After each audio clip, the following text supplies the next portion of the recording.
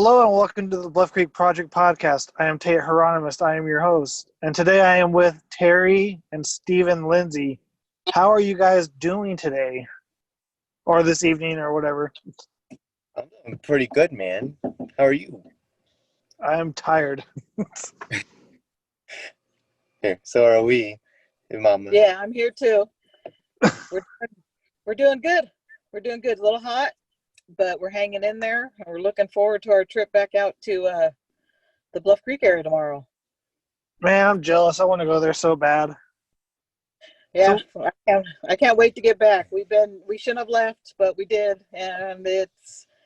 I think, like what Robert was saying, I think it's right. I think the activities on the ridge. So we're gonna stick up on the ridge and see what we find. For sure. So I gotta ask you guys. I know why, but for the people who don't, why are you guys going back to the Bluff Creek area? Oh, it was very exciting. What happened? It was, what was it, Sunday night? Yeah, when we first got in there. No, it was the night before we left.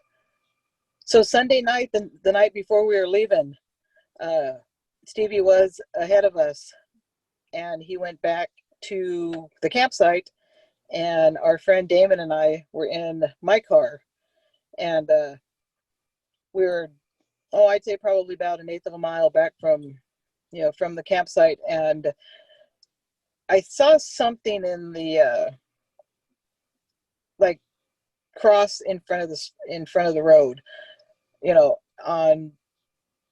It's kind of weird how to explain it, but anyways, I saw something cross, and I was going to keep going, and I'm thinking, nah, I'm not going to pass this up. I do that too many times. So I stopped, I put the car in reverse and backed up to where I saw it, and some crazy stuff started happening. And so we get out of the car. Actually, no, I take that back. Before we got out of the car, I put the window down, and we can hear movement up on the hill. It was a hill that was pretty steep up, and a big old tree had been knocked down up on the hill.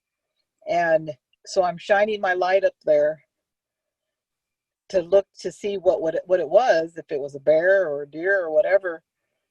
And I see this stick, and I actually kept the stick because it was so cool. I must have just caught it so perfect with with my light, because I saw it fly up from behind the log, up over and right towards the car. And just as I saw it, I looked at Damon because he was in the passenger seat. I said, "Watch." I said, "Something's going to hit the car. Listen." And it hit about 4 inches behind my driver's door.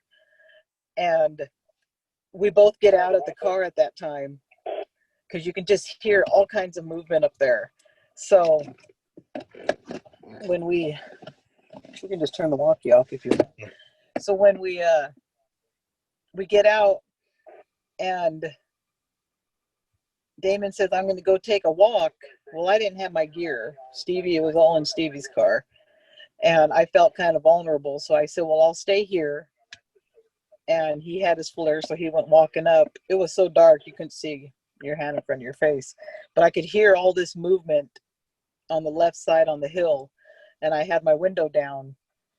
And I was sitting back in the car while he was gone. Well, you hear something again, bigger, come crashing through the trees. And you could just hear it taking the trees down. And it lands probably about 2 feet from the side of my door. At that point, I roll the window up because I'm thinking, if I don't want a rock or something to hit me in the face. So I rolled up the window, and this is what was kind of weird too, is the sound was so close, the footsteps, that it sounded like there was something behind my car, and my car actually moved. Now, I don't know if it was me that did it, but we were looking for fingerprints, and we did find fingerprints on the bumper. So I don't know what it was. I don't know if they were older or not, but it's just weird the way my car moved because I shook in it. So anyways, I wait for Damon to come back. All of a sudden he appears back in front of my car, and he's listening to all the noise. Well, we get out. I told him what happened. That's when we found the fingerprints on the bumper, and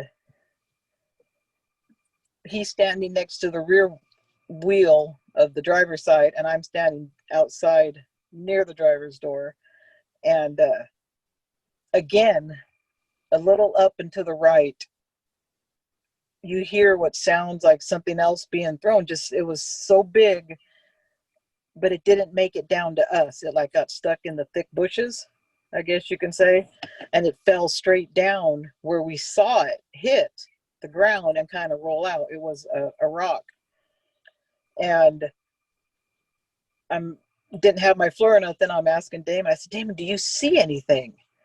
And I'm flashing my light up at the top of the stump area where all the walking, because you can hear something pacing back and forth. I didn't know what it was, but I saw eye shine.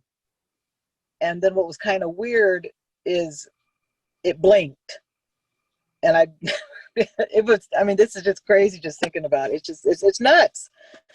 And so we are staying outside still, and Damon says, I see a hot spot on the log where you saw the eye shine, like something was leaning on the log. And then we hear something else coming again, and it hits the front fender of my car and my tire, and we both saw it and heard it. And at that point, I open the door and I get behind my door, and Damon's like, are you okay? I said, yeah, I'm fine. I said, I just feel vulnerable because I can't see anything. And we ended up walking around a little more, and whatever it was getting a little bit more aggressive and at throwing things, and was just pacing. And then we figured, okay, well, let's go ahead and go meet up with Stevie, make sure he's okay. And we left. So it was crazy, Tate. It was absolutely nuts. And we tried to get in touch with you guys, but everybody had their walkies off. And yeah, we were all sleeping at camp.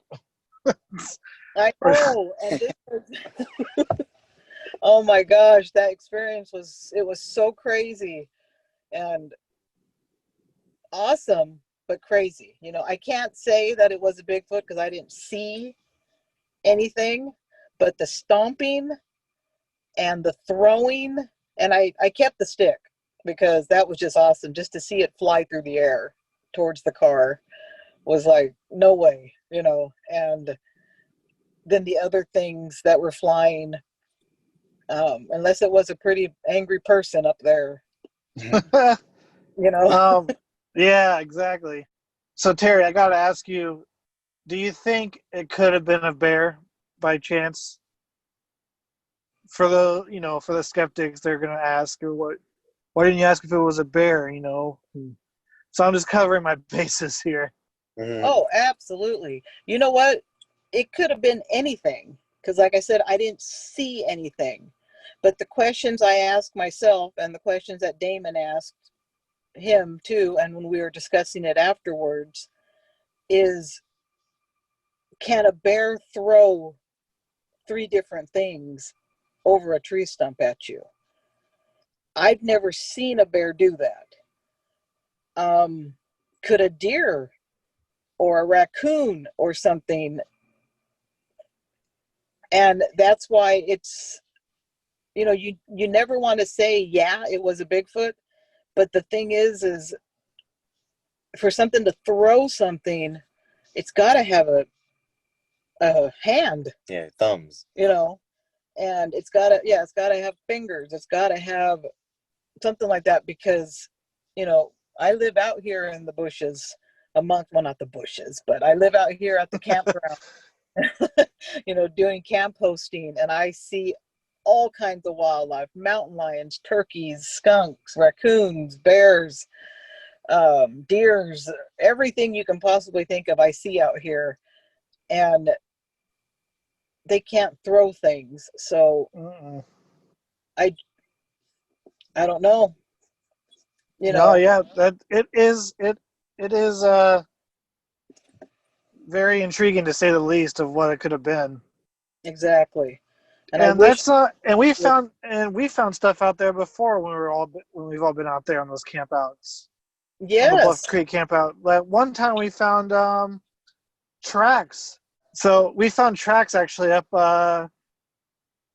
above our above last camp area. I don't know if you guys remember above that huge flat up on the road. We Right. do. Yes. That was a very good print.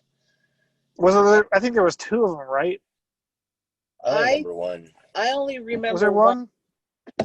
Yeah, it was only one, and it measured, I think, like what, 13 and a half or 14 inches, I think. But the thing that intrigued me the most is that it had toe prints, and I don't know anybody that hikes out there barefoot. And it definitely, I was like trying to think if it was maybe a boot because there's a lot of foot traffic up there. And I showed several people that. And I was like, well, a boot it would have more of a curve, Exactly. and it didn't have that. And it was kind of going from the wood line downhill towards our camp in that same direction. Yes. It was very intriguing to say the least. And so that was pretty cool. And then oh, go ahead. I was gonna say, remember the very first time we went out there? That activity we had when your dad was there with us. And there was two nights. There was the first night, and then we were out there several times. Was it that same trip we heard knocks on the Go Road? Yeah, because we were in the car and it was snowing. I remember we were in the truck. Was that same trip? Yeah. Was it? Okay, so I think so. Yeah. It's October. Yeah, it was. I believe. Yes. Because we went to the conference. Yeah. So Teri and Stevie, talk about that first night of what happened there at Laos. Dang. Well, the first thing really, Mom and your dad saw most of the stuff. I didn't really see anything. Yeah, the first night when we were walking, because we kept hearing noises on the which direction would that be? So we were sitting at camp, like at the main ring, but it was coming from the direction where that trail is. If you're going towards, towards Onion Lake. Yes. There's a trail going that direction in camp. It was coming from over there. Yeah, and we all decided to get up, and it was just you, Stevie, your dad, and I at that point. Yeah. And I think we were supposed to have the other ones coming in a day or two later. I think Dana Perez and all of them came in. Yes, and that was pretty wild there. Your dad and I are the only ones that saw that, and the which looked like how do we describe it, like an Indian woman walking by. That was that's what you guys were saying. Yeah, and we both reacted at the same time. He's like, and I went, oh my gosh. And we both look at each other and we're like, did you see that? And your dad's not gonna make anything up. My dad's definitely not the type. Anybody who knows him will say that. Exactly. He's very solid, and to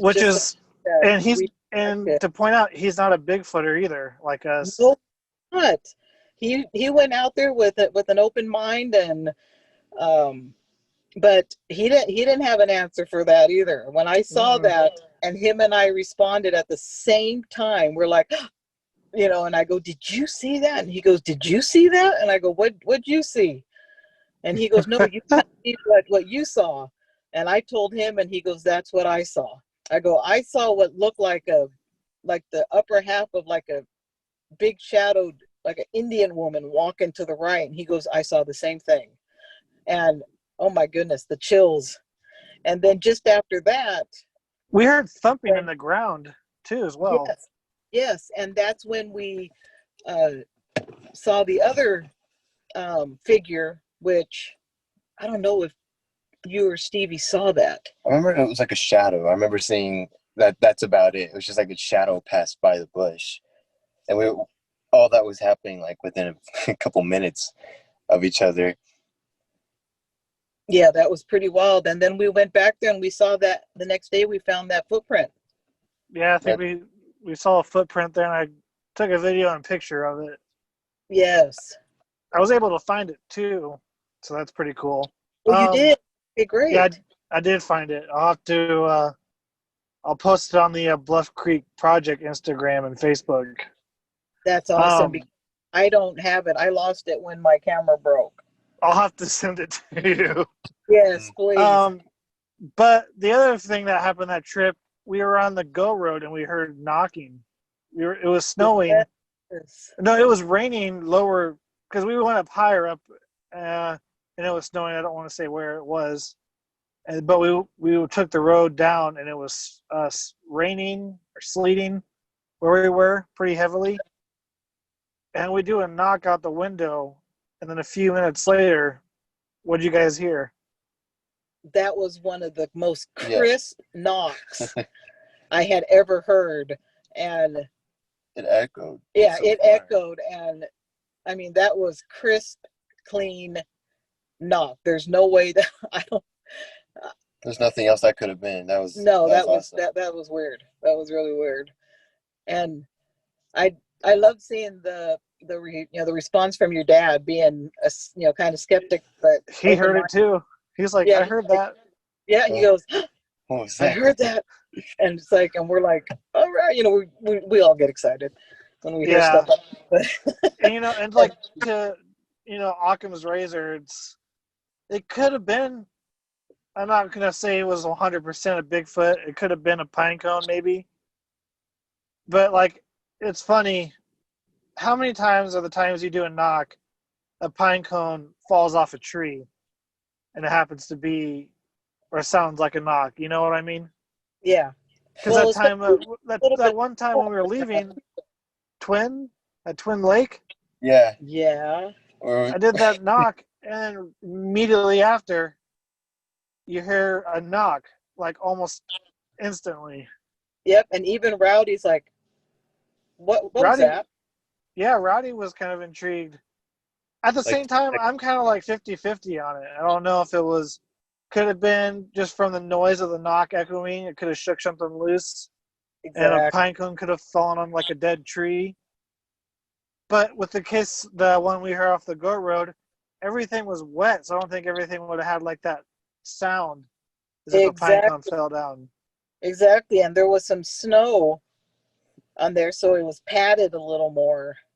Yeah. And it's just, it's without visual, It's really hard to say. Exactly. And that's like that thing that happened the night before we left just a couple of weeks ago. I didn't have visual. The only thing is, Damon did see something on his FLIR, but he has a Scout, and that's just basically blobs. And you have to be at least 300 feet. Okay, well, 300 feet is the range, but 200 feet, you'd probably get a pretty good view of it. But even 200 feet in the dark is pretty far, Yeah, well, this was, I'd say, if you measured from where I stopped my car to where the end of the log was, going up a steep incline. Okay, it's not something that, it's something a goat would have to go up, or something that can just scale a wall, because it was steep. And then behind this tree that looked like it was about 4 feet wide and probably about 10 feet long was just sitting on the side of the hill. But whatever was there was behind that log at the upper part. So it was about 6 feet from my car and then 10 feet long. So say about 20 feet away. That's how, that's how close this was. So all that, and then when I saw the eye shine, the thing that was kind of curious is after the eye shine was gone, Damon's FLIR picked up the warm spot on the log, like something was leaning on the log. Now, it could have been a mountain man. Who knows? Maybe he got mad because we were there, but I never saw anything. And that's just, other than eye shine and seeing things being thrown at us. I can't tell you what it was. I can only be like, all you're left with is an experience. Exactly. That's the hard and bad thing about wood knocks or seeing something being thrown. You never know what it really is. That's why I think that's what audio like a howl or a call is better than a knock, or even seeing something being thrown. Even that's hard to get though. Yeah, which is like, and that time I seen a stick fly like that. I mean, I saw it come out from behind the tree in a arc, flyover, and I saw that it was going to hit my car, and I told Damon, I said, listen, it's going to hit the car. And right after I said that, it hit the car. I saw it coming, and that was just crazy, Was it windy that night?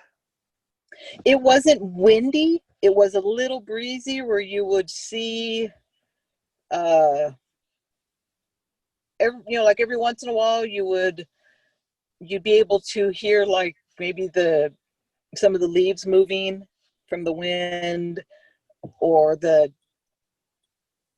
trees kind of going back and forth a little bit, I guess, but not. So no chance like the wind. Were these sticks heavy enough if there wasn't enough wind, would it throw them? Or like with the wind that was there that night? No, the first thing that was thrown, I just took it out of my car today too, otherwise I would have shown to you. But it was only probably I think about 7 inches long and maybe a ½ inch thick. So it was heavy enough where the wind couldn't do it? I don't know, because I personally don't think the wind was strong enough, because it was just more breezy. It wasn't like, enough to make a flag stand out straight. So it was just, yeah. So yeah, it wouldn't do anything. Exactly. But yeah, that is one of the best experiences of the unknown that I've had. Well, I wouldn't say that. What? Is there more? What do you think? Well, you said that's your best experience. What about you, Minty?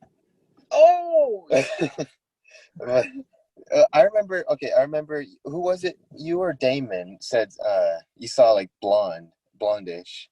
Oh, that's right. See, now Tate, this is what makes it kind of curious. This is what connects everything. Yes, this is what connects it. Kind of funny. Like, we arrived Friday night, and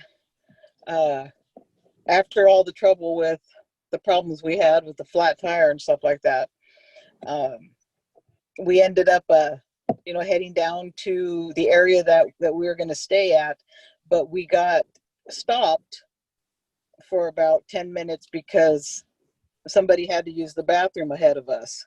So the person needed privacy. So we got stopped, and we were waiting for a little bit of, a little time for whatever to be done.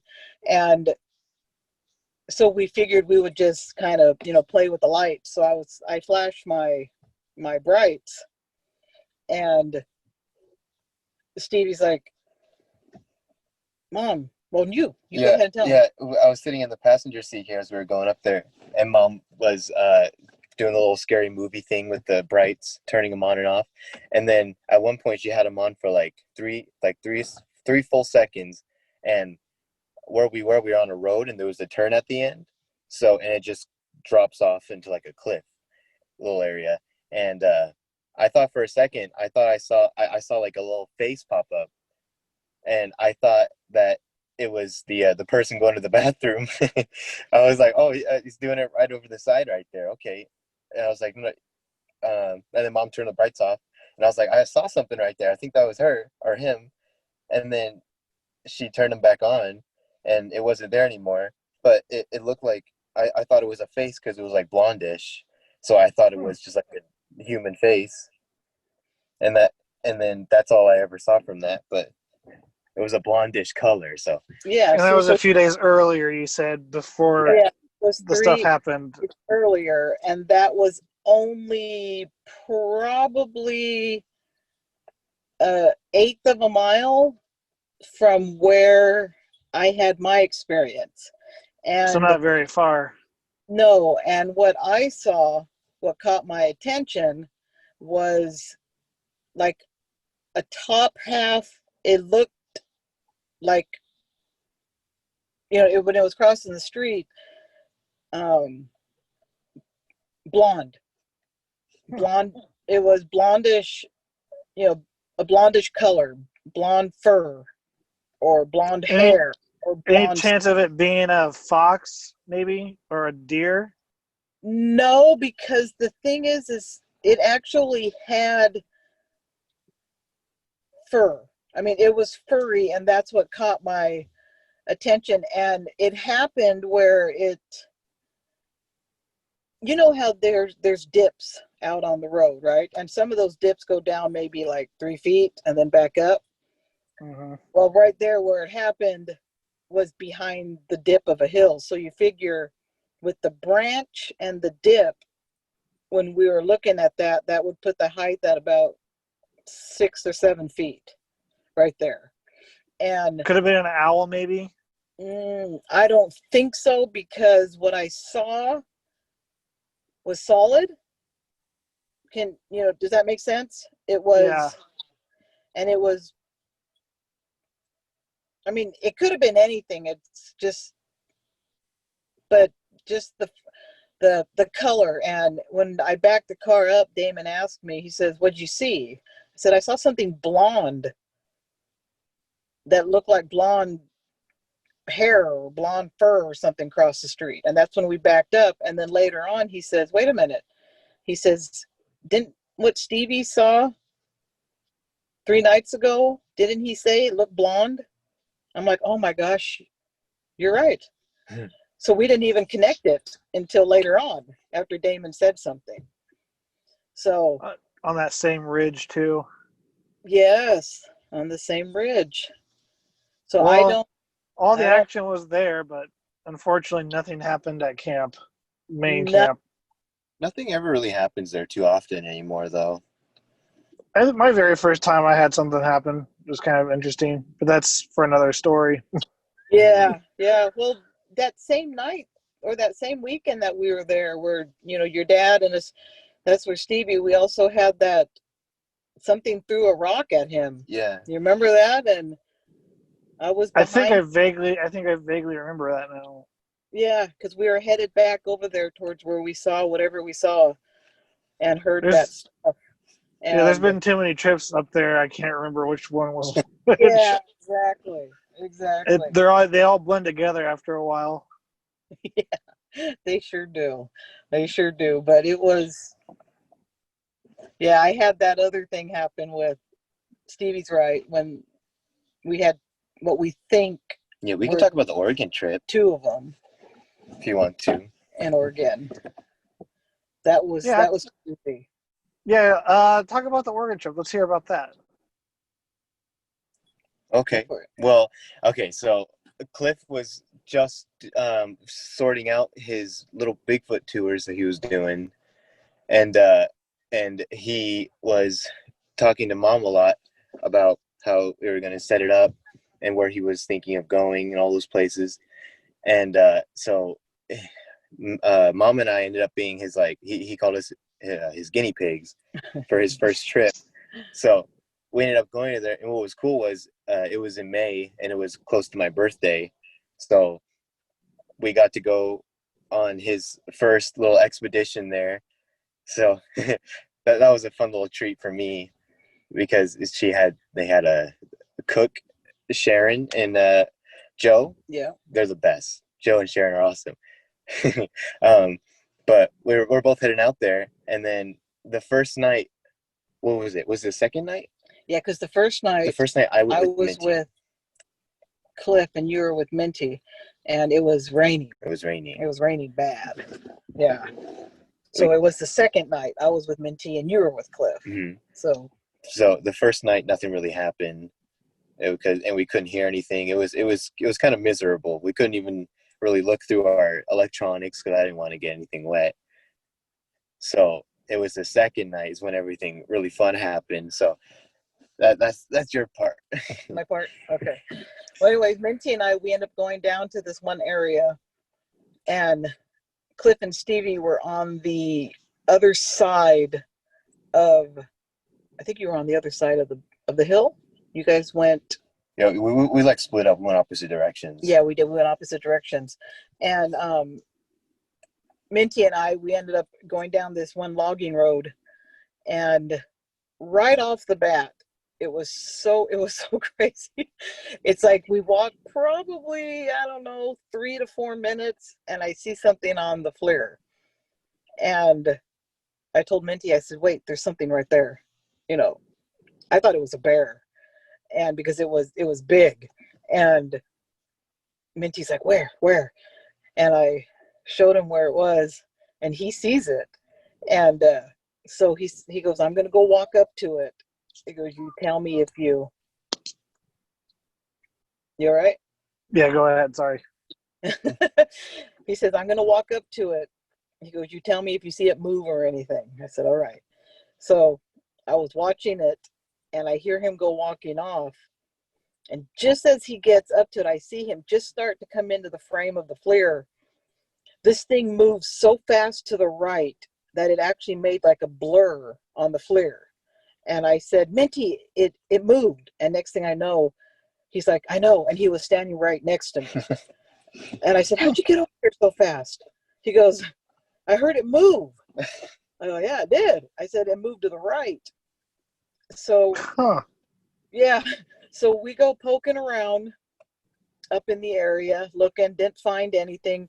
Found out that where we saw this image of whatever it was in front of a huge root ball that had fallen. A big old tree had fallen, and it left a hole.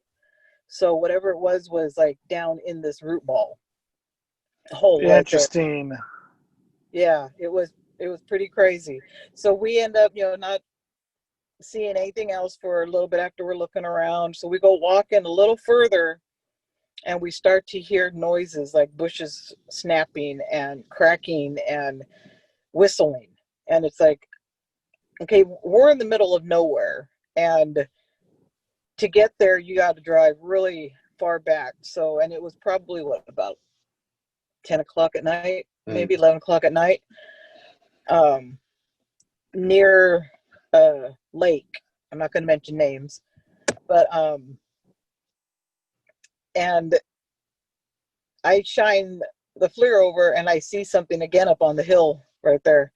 And Minty says, there's something up there. It was kind of funny. There's something on the hill. And so anyways, we end up walking up towards it, and it, whatever it was, like squats down, like lays on the, like kind of laid on the ground, kind of. Mm-hmm. Minty says, I'm going to walk around to the left and see if it does anything. And I'm telling him, don't leave me. He goes, I'm not leaving. I'm right here. So he ends up walking around to the left. Whatever this thing is, it stands up, and I can hear talking, like, it was like mumbling, talking or whatever. I caught it on the recorder, and he saw it too stand up. So he starts talking to it, and we don't know what we're talking to, because it's pitch black out there. And then at the same time, I hear a whistle to my right, and I turn the floor over there and look, and I didn't see nothing. But then I look back over in front, and it looked like, I even got the imagery of it. It's like, it's something with two legs. It could have been a bear standing up. I don't know. But it kind of walked a little bit over the hill, and Minty was still talking to it, but then it came back. And I told him, I said, it's big, and it's coming back. And at that point, we just kind of kept talking to it, and we would hear whistles and get little things here and there. And then I don't remember how it ended, because I was kind of to the point where, when you feel like you're cold but you're shaking, but you're not cold. That's what I was doing. And so we end up leaving because all the activity started to slow down, and Minty got us lost. So we ended up coming back, and at that point Cliff and Stevie come down, and because they didn't come down because So you guys were calling us on the radio a few times, and you kept on telling us, you're giving us like a play-by-play of what was happening. And then at one point, I just want to clarify that we're talking about Cliff Barrickman and Scott Minton. Minton. Minton. Okay. And so they kept on walking us everything that was happening, and then Cliff told them to just soak it all in and keep on doing whatever they were doing in order to have all that happen. And we were going to wait at the trail, or not trailhead, but like the berm area of where the road was all messed up. And so we were just waiting there drinking Pepsis for like 30 minutes, waiting for all that to happen. And then eventually he was like, I guess we should go up there and see what's happening. And then we started traversing up all the trees and everything. It was really bad the first couple of times. It's a little better now, but we were tripping over, and I was twisting my ankles on everything. And as we were going through, we eventually see little red lights ahead of us, and we hear Mom and Minty talking. And then Mom's comes, they both come kind of hurrying over, and then we all sat on a log right there and just started talking about the experience and what happened. Oh, Cliff was questioning us seriously. He started interrogating them. Yeah. Sounds about right. Yeah, he was very, Cliff's very serious about this, and he was, and Minty's a good friend of his, and Minty is, very knowledgeable about this stuff and things, and he went into Cliff mode, and was, do you guys think it was a deer? Do you guys think it was a bear? Do you guys think it could, just all this stuff, and had us walk play by play. And he has all that video and all that stuff that took place, and he's got the sounds, and he sent me the sounds, and it was another really good experience, Those are always the greatest. Oh my gosh. Yeah, when you have a good time, and then you have a great experience. Yes, and with great people. That's the other And with thing. great people, yeah.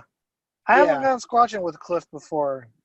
I would like to. I've been with Moneymaker and Bobo, but never with Cliff yet. Yeah, Cliff he's awesome to go squatching with. That's why I'm kind of bummed that he didn't do his expeditions this year, because he's got his new museum going on right now, and it's with the whole COVID thing, I'm sure that's making a little tricky. Next year, because he only allows a limited amount of people, because he doesn't want a big pile of people. He wants to be able to give one-on-one time, and give people a possible experience without feeling like they're lost in the bunch. So it's really fun, and it's really worth it. So that's true. Yeah. There's his advertisement. Look, all good points. Yeah, well, you know what? I mean, well, it's true. I mean, I've gone literally on where'd that squirrel go? I've been on, I think, literally 5 of his expeditions, and if he does them again, hopefully I'll be lucky enough to be one of the 12 that he, that can get in, because you just learn so much. I mean, yeah, he has good guests coming along with him. Yes, and his guests, Meldrum and Derek, and oh my gosh, it's just the people that he has. It's awesome. It's awesome. Yeah. So I'm going to ask you guys this question. I'll start with you, Stevie, and then ask you, Teri. Okay. It's the same question, so Okay. you can choose your answers however you want. Stevie, since Okay. this is the Bluff Creek Project Podcast, do you think it's possible that Patty, the Bigfoot in the 1967 Roger Patterson, Bob Dylan film, do you think she could be real? I think that video, just from all the analysis that's been done on it, and from hearing all the different people that are very knowledgeable on how filming works and how back in the day how suits and stuff like that were, I really think that she could have very well been real. I think that video is like some of the best evidence ever. I'm very sure that video is real, just from seeing. I remember Mom pointed this out too, and that's the best part, is that when she turns around and sees them and then walks or turns back to look forward, you can see her hackle stand up on the back of her neck, like the hair. Like, you can't do that with this too. That's crazy to me. How No, yeah, exactly. that, and then also just the muscle. It's yes, yep. My answer is yes. What do you think, Teri? Well, this might seem kind of weird, but I was not 100%, even though I go, out with people and we do Bigfoot, expeditions and things like that. I wasn't 100% sure, and I told everybody this, and they're kind of surprised, that it was real until about a year ago. Because, Really? yes, and nobody. Even I didn't know that. Yep, because when you look at it, it's like, oh man, that's too good to be true, and things like that. But like what Stevie just pointed out, and that's what changed me and made me believe that now I believe it is 100% real, because Rowdy's the one that pointed that out to me. And I don't remember which frame it is, but it's, when she turns and she looks back, you can see, and then she kind of speeds up a little bit, and then, continues on. But he pointed out that, yeah, you can see her hackle stand up. Yeah. And that's, Bob even explains that she seemed to get nervous at that time. And that's what happens to animals and dogs. When they get nervous, their hackles stand.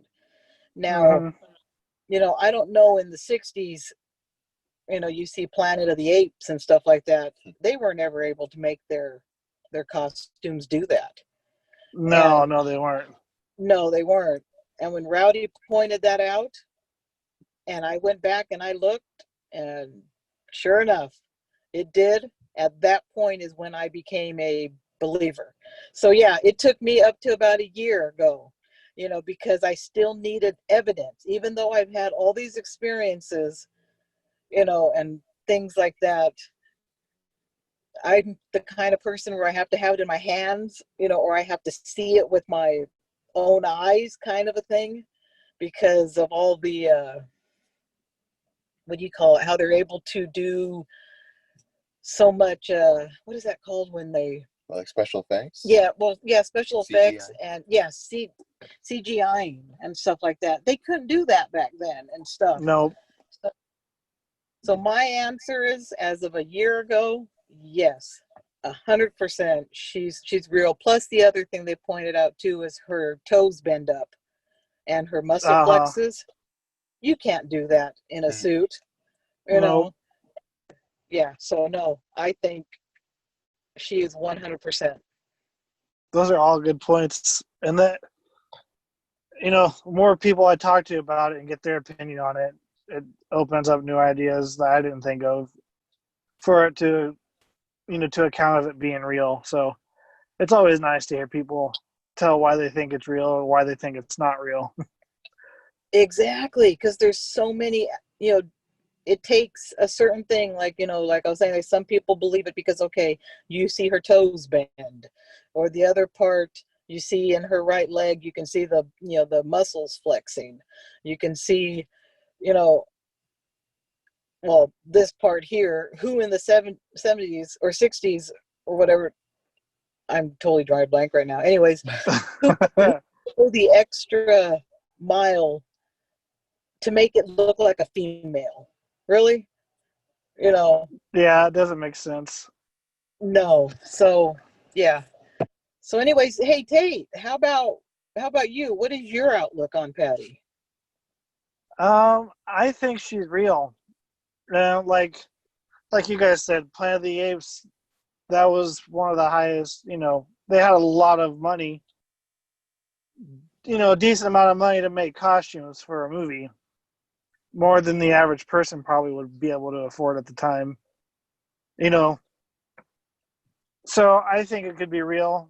And the fact that they couldn't reproduce that suit now or even then points for it to being real. That's really what I think. And what has it been 54, 53 years since the film? Yes, 53 years. They still can't replicate it? Yep. It just blows my mind. You think with the technology, they would be able to do it? Yeah, I think Rowdy and Daniel and everybody, they have put so much in, from the Bluff Creek Project, so much in to recreating it and timing it, and even down to the point of getting the same cameras and stuff, and it all fits. It all fits together, and that's just, that helps me to think, yeah, it's real. The place has changed so much now. Yeah, it has. And stuff. Doesn't even look the same. No, it doesn't. It doesn't. That washout really changed everything. But they've done a great job. It's either the greatest hoax or the greatest Bigfoot evidence in the world. Exactly. And I'm leaning towards the greatest Bigfoot evidence, because like I said, up to a year ago, and I never told anybody that. Like you said, you were kind of surprised about that. Then I did, Well, now it's out now. Yeah, I know. I was skeptical. I was skeptical because just because you hear a branch snap or a knock or something like that, it doesn't mean it's Bigfoot. You gotta do it. But exactly, when you see a dog get upset or a dog get scared, what happens? Their hackle stands up, and the same thing happened to her. Exactly. So I thought it was pretty cool. So guys, my phone's about dead. Oh no. We're getting close to ending. Any last words of advice for people getting into looking in for Bigfoot or researching it? Okay, well, I will say that when you're first starting, don't expect anything. never expect something to happen, because most of the time when we're out there, like, we have all this really nice gear, and you'll spend a bunch of money on like a really nice FLIR so you can see everything. But most of the time, the most you'll ever hear is like some leaves moving, or you'll catch a mouse on your FLIR hopping across the road. So or deer. I would say or deer. Keep your expectations low, but still have like stay open. Yes, exactly. Stay open-minded. Always think about like every noise that you hear. Think about how that could happen. That's what I got to say. What? That's good advice. Yeah, I guess so. And mine is basically the same: is stay open-minded. Don't always, number one thing is don't go out by yourself. Always have somebody with you. Because I'll never forget. Huh? No, yeah, go ahead. Sorry. Yeah, no, I'll never forget the comment that Cliff made when Stevie told him that he went out once by himself, and Cliff's like, "Yeah, I was stupid once too." That sticks with me.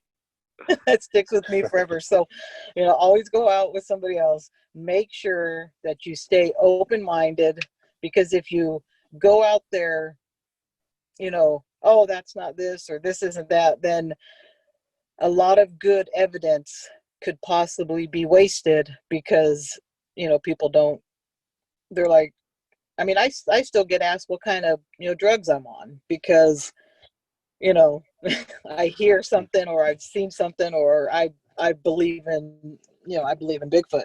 But that is the number one thing, is just be skeptical because,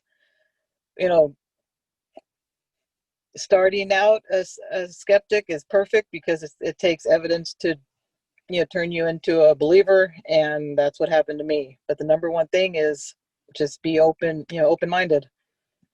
Awesome. Those are great. That's all great advice. Right. Thank you guys for coming on the show tonight. It's been fun. Hope you guys enjoyed it. It's great talking with you, and it was seeing you a couple of weeks ago too. That was awesome. I know, not too long ago we were all hanging out, so that was great. So until next time, guys, we've been the Bluff Creek Project Podcast. Have a good night.